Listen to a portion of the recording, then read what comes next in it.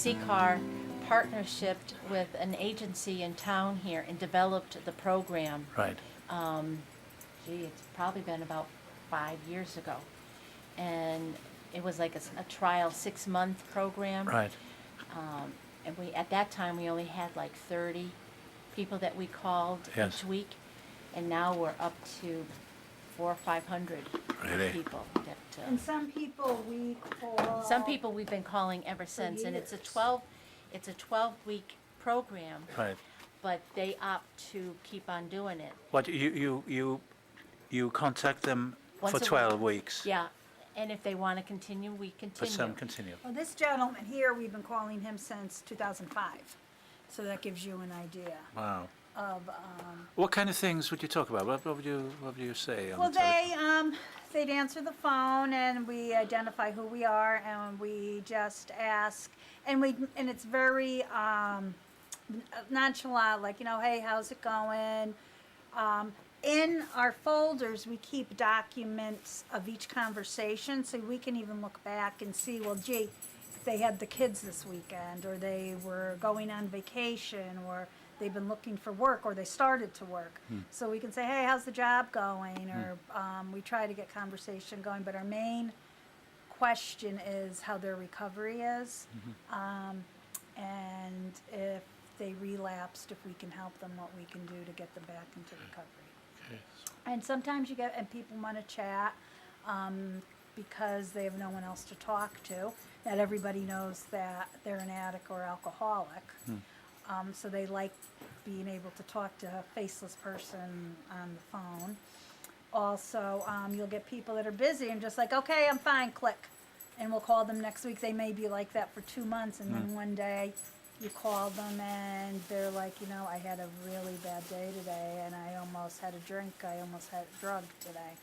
And we'll talk to them about it. But if they do relapse, we do what we can to get them into detox and into a program right away. When we first started this, we had, actually it was a fellow Curtis, not our Curtis, but he was calling them, and one of the discussions was, well, I drank, but he was a heroin addict, so he didn't really consider himself as relapsed. And, well, would it be all right if we call you next week? And, yeah, call me next week. Called him the next week. Well, he had relapsed on heroin then.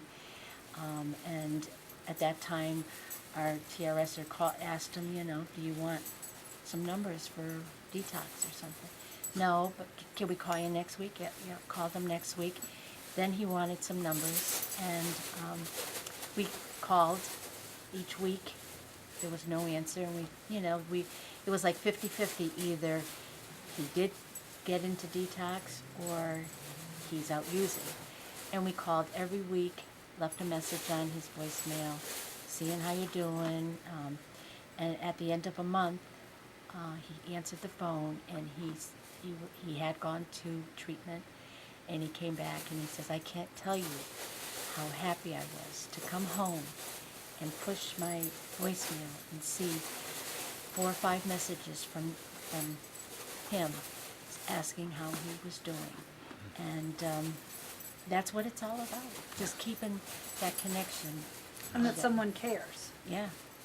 That somebody cares that they get clean.